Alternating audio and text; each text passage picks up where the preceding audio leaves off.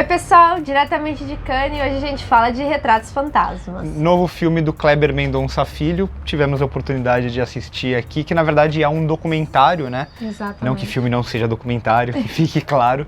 E que delícia, né, de documentário. Não, é uma outra perspectiva. Eu imaginava, eu estava pronta para assistir outra coisa, eu achei que seria especificamente sobre a arquitetura e o cinema de rua em Recife, mas é óbvio que ele vai por aí, só que ele usa disso para fazer uma análise extremamente alargada sobre a própria cinematografia dele e sobre a cidade também como um todo, exatamente. Né? Tem uma frase no documentário, eu não vou lembrar exatamente, mas acho que ela diz muito.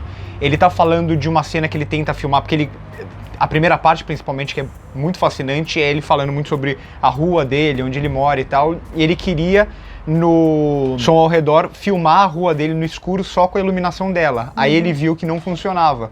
E aí, nisso, o que ele fez? Teve que colocar uma iluminação, digamos, de cinema para você conseguir enxergar a imagem. Essa que é o ilusionismo do cinema, digamos assim. Exato. E aí ele fala uma frase que é o normal como se fosse o real, com o cinema. Exatamente. É como o cinema dá essa... Exatamente, e eu achei essa frase maravilhosa. E eu acho que de forma geral é justamente isso, né? Ele vai mostrar pra gente o normal de Recife, o normal da casa dele, os cinemas de lá, e fazer comentários sobre o Brasil e sobre Recife, acima de tudo, essas mudanças, mas com o olhar da câmera, com o olhar do cinema que decupa, que enquadra, que ilumina. Exatamente, até porque ele vai retornar aos próprios filmes, não analisar, mas colocar em perspectiva cenas dos filmes dele que ele tirou no mesmo espaço, só que em filmes diferentes, então ele vai realmente atravessar essas fases dele próprio. E fazer uma coisa muito diferente, porque é a primeira vez que o Kleber faz um documentário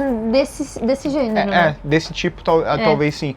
E aí tem também esse lance muito legal dele pegar elementos que parecem muito banais. O cachorro que aparece nos filmes dele, que é por acaso, que era o cachorro do vizinho. O latido do cachorro dele, que ele fica fascinado e tá nos filmes também. Então ele vai percorrer um pouco da carreira dele e do cinema como um todo. Ele vai montar quase que uma colagem desse mundo, dessa Recife, a partir também dos filmes, o que é muito interessante. E aí criar essa perspectiva que tem muito a ver com a cena final, que a gente não vai falar aqui pra não dar spoiler, esse lance que é fascinante, a cena final, por sinal, né? Fascinante. E é um pedaço de ficção dentro de um documentário, exato, que é muito interessante. Exato, também. E ele até discute um pouco isso, né? Quando ele fala que teve um acontecimento lá no vizinho, que eles escutaram um barulho, tinha um ladrão e eles reencenam aquilo. Então ele trabalha um pouco dessa lógica do que é a realidade, o que é o documentário precisa ser real ou ele pode ter algum tipo de encenação. O documentário, de certa forma, ele é encenado, ele é pensado na maioria das vezes. Só que tem esse lance da cena final que é justamente o que ele vai fazer de alguma forma, né? O que antes estava ali e depois não está mais, exatamente, né? Que nada mais é que o Retratos Fantasmas do nome vai um pouco nesse sentido. Exatamente. E é muito interessante como, ao mesmo tempo, ele consegue fazer um panorama da arquitetura de Recife sem se perder, sem deixar de traçar esses todos paralelos e falar especificamente de como era e o que se tornou.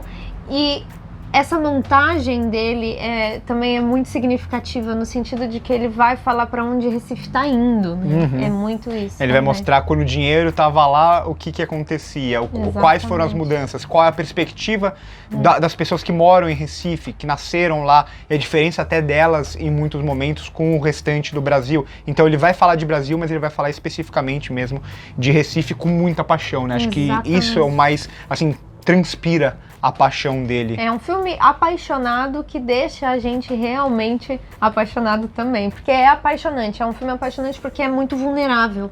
É um filme que parte de um pressuposto muito íntimo e ele consegue alargar isso de uma maneira muito bem costurada, eu acho. Sim, total. E fascinante, assim, é um documentário que se você assiste 1h30 só também, vai chegar no Brasil. Já tem distribuição em agosto. Então é uma delícia de assistir esse documentário. A gente inclusive entrevistou o Kleber Mendonça Filho, a entrevista vai entrar no canal, então fica atento. Então por hoje é isso.